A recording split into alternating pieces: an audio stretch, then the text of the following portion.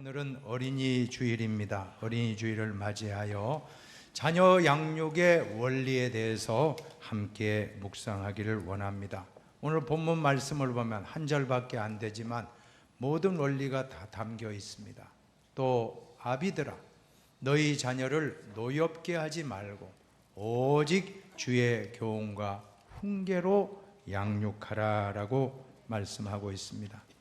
오늘 성경은 자녀를 노엽게 하지 말라고 말씀하는데, 이 노엽게 한다는 원어 헬라어, 신약은 헬라어로 되어 있거든요. 구약은 히브리어로 기록되어 있는데, 이 원어 성경을 보면 파로르 기조라고 되어 있습니다. 노엽게 한다는 단어입니다.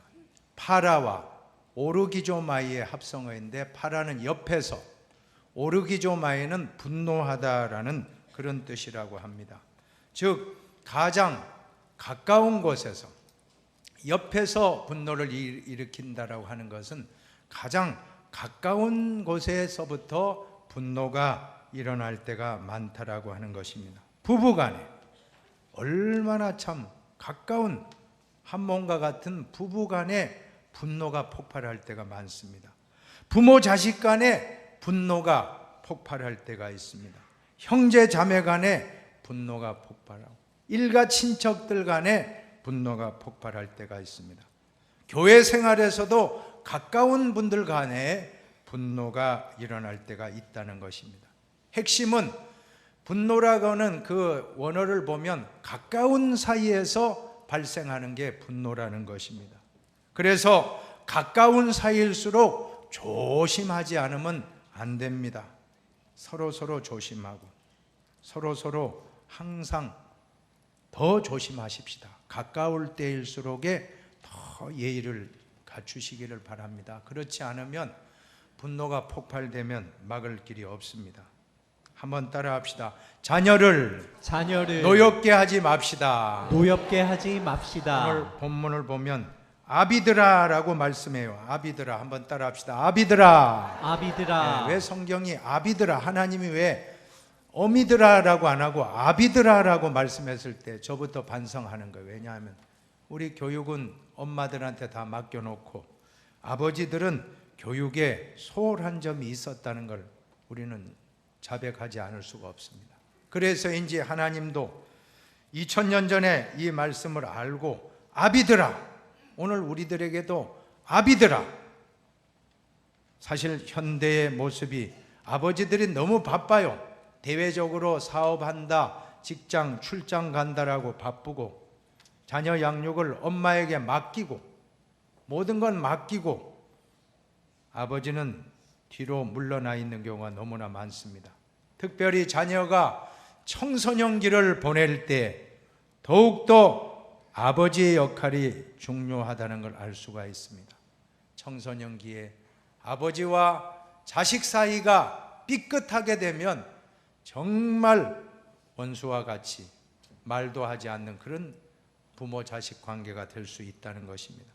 청소년기는 질풍노도의 시기라고 했습니다. 요즘 말로 다시 바꿔보면 걸어다니는 시한폭탄이래요. 걸어다니는 시한폭탄. 어떤 분은 중2는 외계인이라 그래요. 중2는 외계인이고, 김정은이가 우리 남한에 쳐들어오지 못한 건 중2가 있어가지고 못 쳐들어요. 중2가 하도 무서워가지고 못 따라와요. 중2는 얼마나, 이 사춘기가 자꾸 떨어집니다.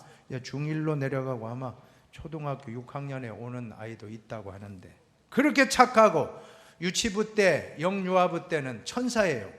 또 저학년 때, 초등학교까지 그래도 6학년 때 좀 괜찮았는데, 중학교 가면 눈빛이 달라지고, 이게 호르몬 작용으로 인해서 그 나이가 되면 반항이 있고 짜증이 많고 신경질 부리고 다 엄마한테 불고 아빠한테 풀고 막 그런다는 거예요. 그때 조심해야 돼요.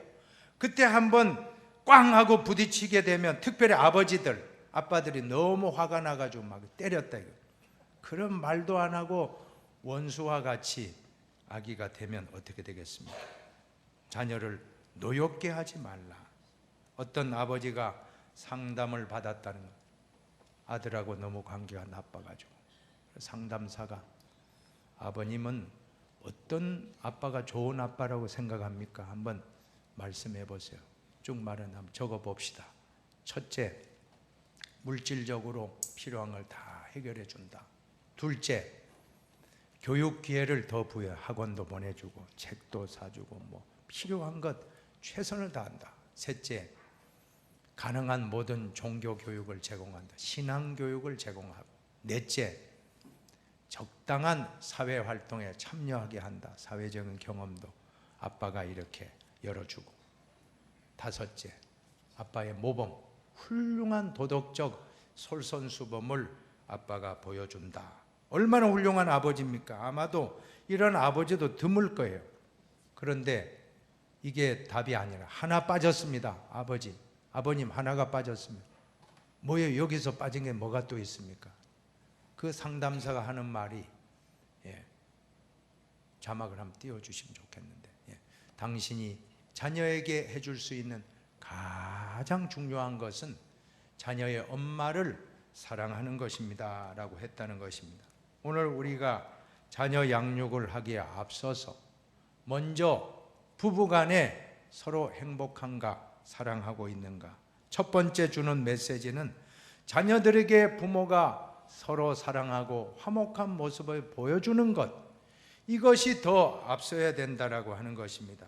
왜냐하면 부부는 가정의 기둥이라고 하는 말이 있거든요. 한번 따라합시다. 부부는 가정의 기둥입니다. 가정의 기둥이 흔들리면 다 흔들리잖아요. 기둥이 튼튼하면 다 모든 것이 든든해요. 그 그늘 아래 자녀들은 행복하게 살아갑니다. 이것을 행복 비타민을 먹었다 그래요. 비타민 C, 비타민 D, 종합 비타민 이런 거 우리가 먹잖아요. 그거 이상으로 부모님이 막 서로 깔깔깔 웃으면서 화목하고 행복한 모습을 보여주면 그 자체로 우리 자녀들은 행복 비타민을 먹었기 때문에 어떤 교육 기회를 제공하고 물질 제공하고 사회활동, 종교교육 다 필요합니다. 도덕적 솔선수범. 그러나 그보다도 앞서서 부부가 행복하고 부부가 화목하면 자연히 자녀도 화목하고 행복할 줄로 믿습니다. 심리학자 콜이라고 하는 분은 가장 이상적인 자녀 교육은 자녀들로 하여금 자기 가정에 대하여 자부심을 갖도록 해주라. 자부심을 주는데 오늘 가장 중요한 요소는 부모가 자녀들 앞에서 행복하고 화목하면 될 줄로 믿습니다. 그러므로 오늘 아버지들은 자녀를 사랑하기에 앞서서 자녀에게 잘해주기에 앞서서 아내분들을 사랑하고 아내분들에게 잘해주는 게 우선인 줄로 믿습니다. 부부가 화목하지 않고 불화하고 갈등이 심한 가정에서 자란 자녀들은 분노 지수가 높다라고 하는 것입니다. 부부간에 어떠한 일이 있어도 가정폭력을 행하면 안 돼요. 가정폭력을 행하고 막 이렇게 하면 그 소리를 듣고 싸우는 소리를 듣는 아이의 두뇌가 치명적인 손상을 받는다라고 하는 것입니다. 흔히 하는 말로 두뇌가 쪼그라든다고요. 두뇌가. 우리 두뇌는 항상 이게 발전해야 되거든요. 아이 때 얼마나 명석합니까? 애들이 암기력도 뛰어나고 아주 정말 두뇌가 발전할 때인데 두뇌가 위축되고 두뇌 발달에 치명적인 손상을 입히는 게 부부 싸움입니다. 절대 우리는 조심해야 되겠습니다. 아버지가 가정폭력을 행사하는 가정에서 자란 아이는 나중에 보면 그 아이도 어른 되면 똑같이 가정폭력을 한다는 것입니다. 아버지가 알코올 중독자이면 아들도 똑같이 알코올 중독이 될 확률이 몇 배 더 높다는 것입니다. 모든 것은 심은 대로 거둡니다.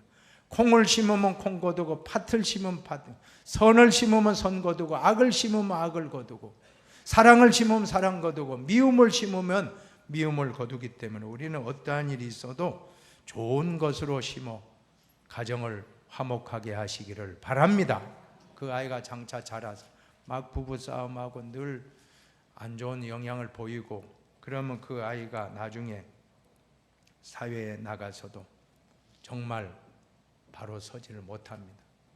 지존파, 막가파, 참 이름도 왜 그렇게 지었는지 자신의 신분을 비관하고 맹목적으로 부자를 미워하고 증오하여 좋은 차 타고 다니는 사람, 그냥 막 그랜저 타고 다닌다고 쫓아가가지고는 그 사람 잡아서 고문하고 나중에 태워 죽이고 얼마나 악한 짓을 했습니까?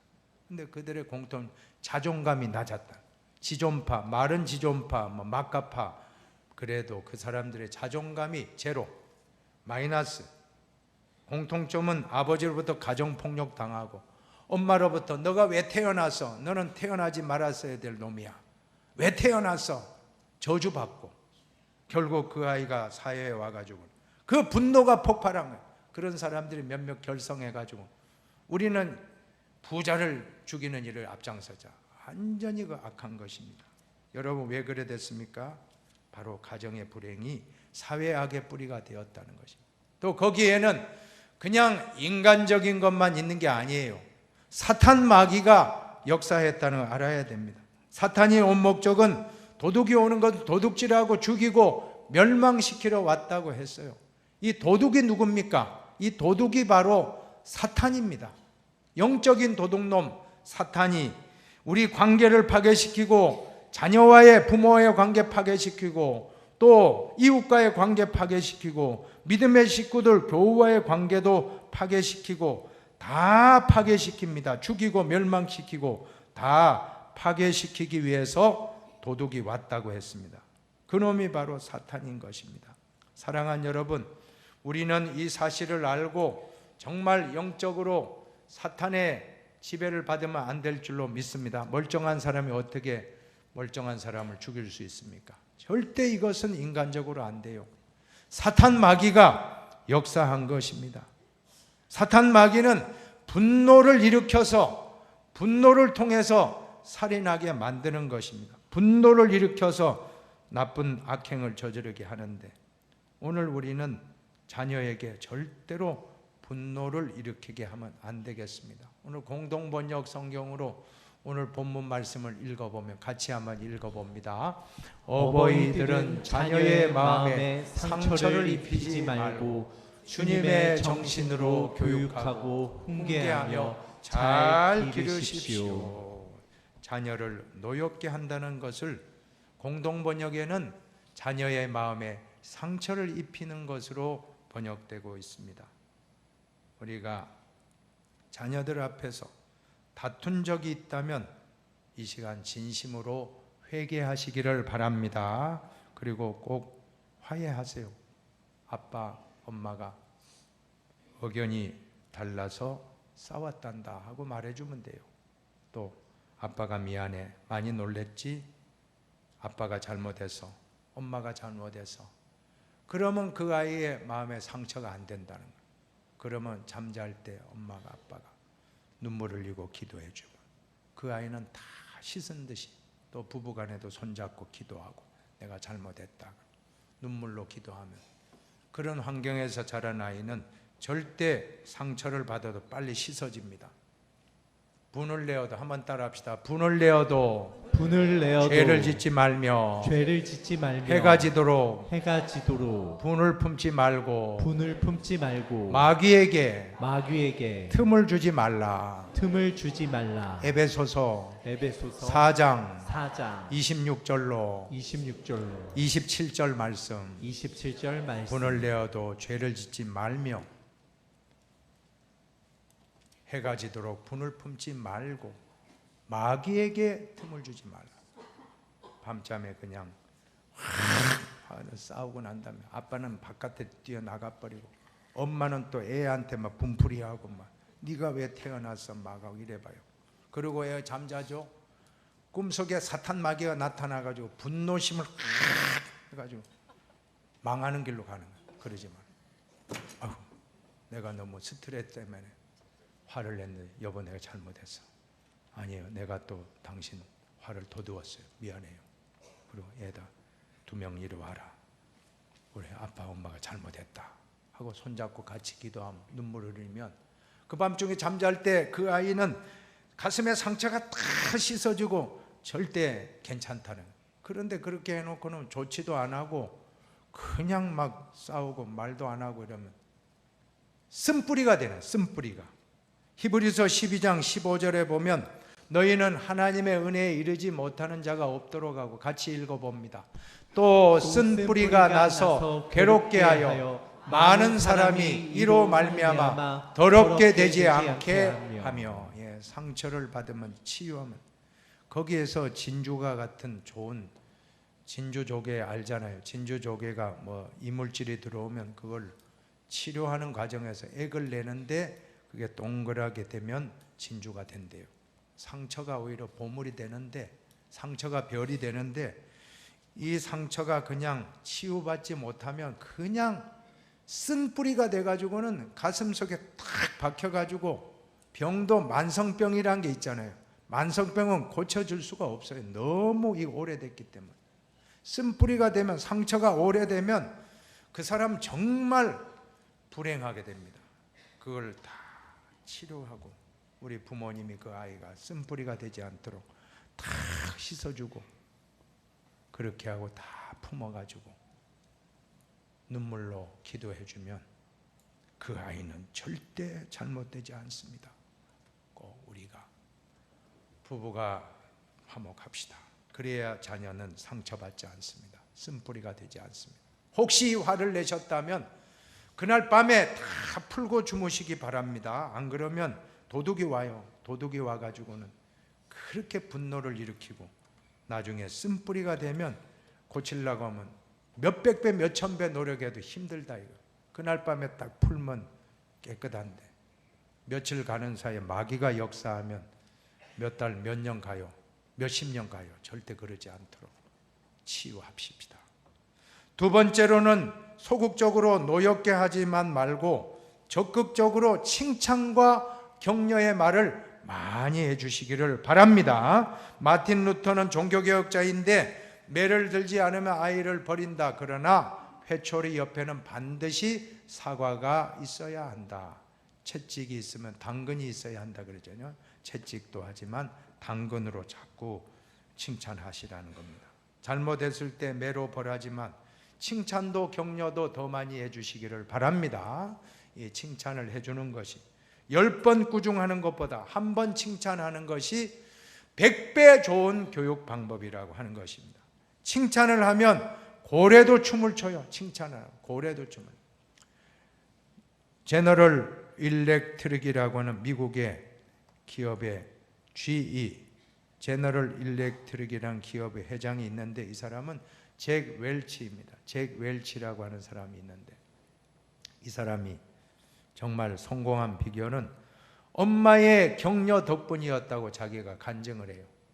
자기가 공부를 못했대요. 학창시절에 대부분 점수가 C나 D를 받고 시들시들한데 혹 한번 A를 받으면 너무 좋아가지고 그렇게 엄마가 칭찬했다. 야, 너 A 받았구나. 너 A 받아. 엄마 시들시들해요. C와 D가 수두룩해요 해도 아니야. 여기 A가 있잖아. 네가 이 과목 A 받았으면 다른 과목도 이제 A 받을 수 있는 걸 엄마는 믿는다. 너는 잘할 수 있어.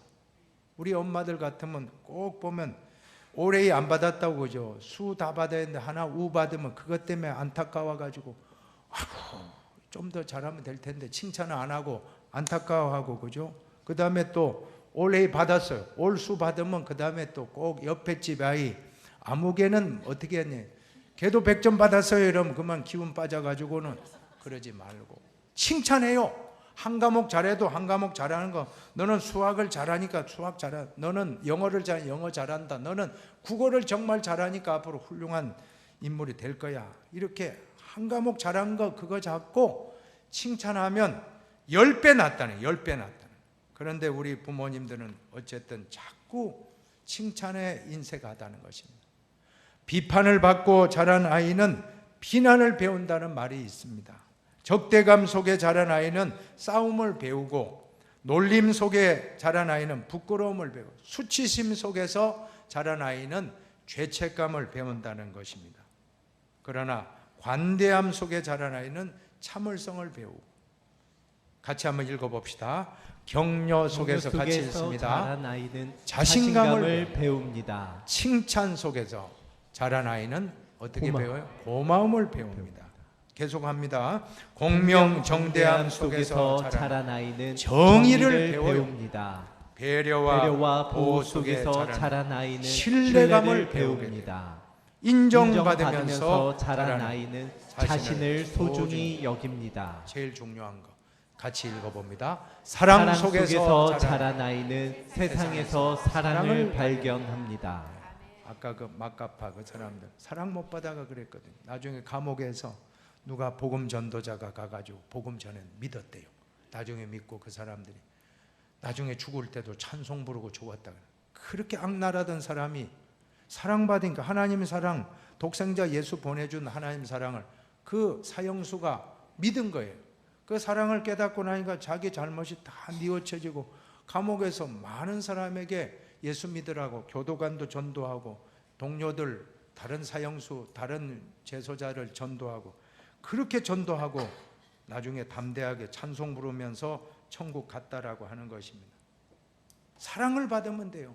우리 자녀가 사랑 못 받으면 앞으로 사회 나가도 사랑을 못 줍니다. 그러나 사랑을 많이 받은 분은 어찌됐든 직장에 가든 동네에 가든 어디 사람들 만나건 사랑을 전해주니까 오늘 우리 부모님들 우리가 받은 하나님의 사랑을 우리 자녀에게 듬뿍 전해주고 사랑의 양육이 되기를 축원합니다. 절대 비난하지 마세요. 우리 자녀들이 잘했다 한번 해보세요. 잘했다. 잘했다. 수고했다. 수고했다. 너는 앞으로 훌륭한 사람이 될 거야. 너는 앞으로 훌륭한 사람이 될 거야. 그럼 정말 그런 사람 돼요. 왜냐하면 예수님이 이 시몬이라는 사람을 딱 볼 때 장차 게바라 하리라 했는데 정말 반석, 게바는 반석이라는 뜻이거든요. 그 사람 이름이 베드로예요.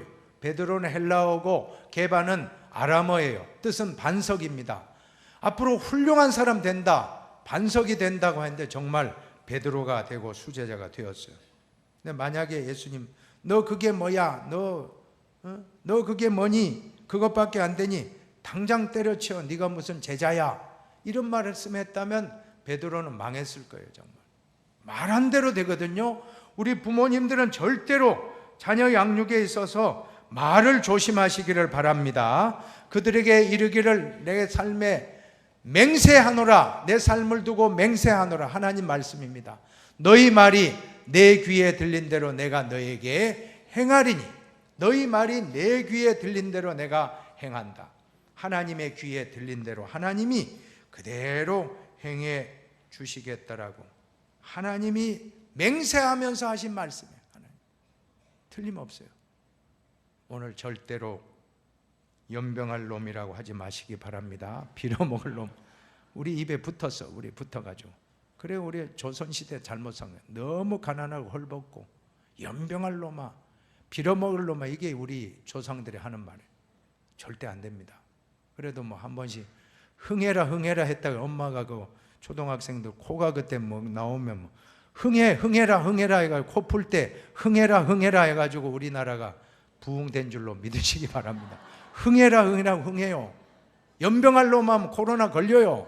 메르스 걸려요. 죽어요. 안 됩니다. 빌어먹을 놈하면 빌어먹습니다. 절대 그러지만 화가 나도 오늘부터는 축복받을 놈아 하세요. 축복받을 놈아. 정신 차려야지. 네가 이렇게 하면 되겠니?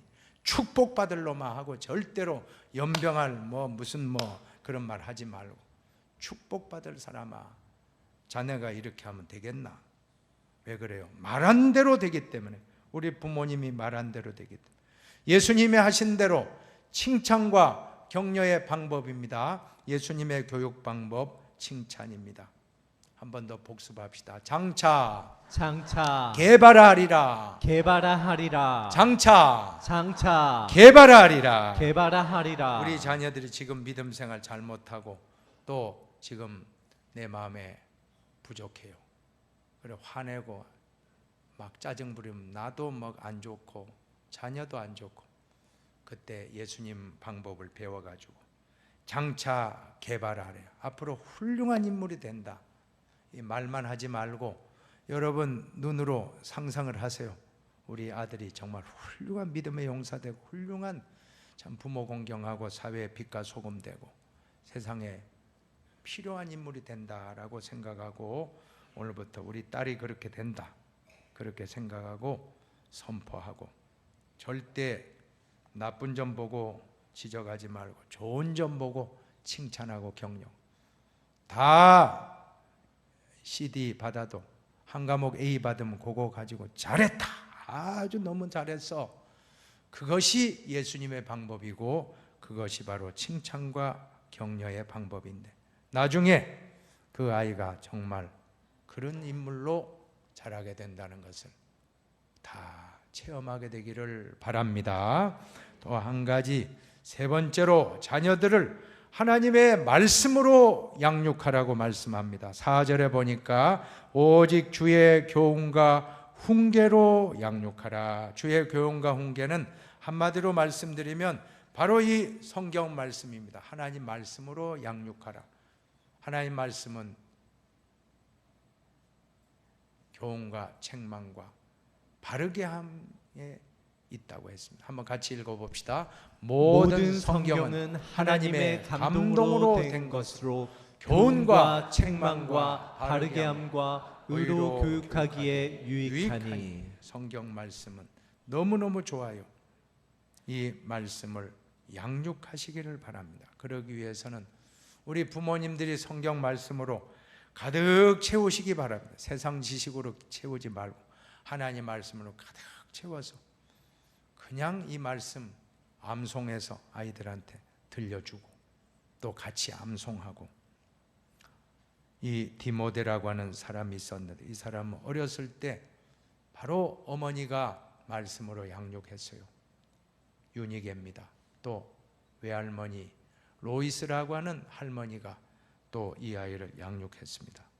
그래서 디모데후서 3장에 보면 또 어려서부터 성경을 알았나니, 바로 디모데는 어렸을 때부터 성경을 잘 가르쳐서 그 아이가 훌륭한 목사님으로 성장하게 되었던 것입니다.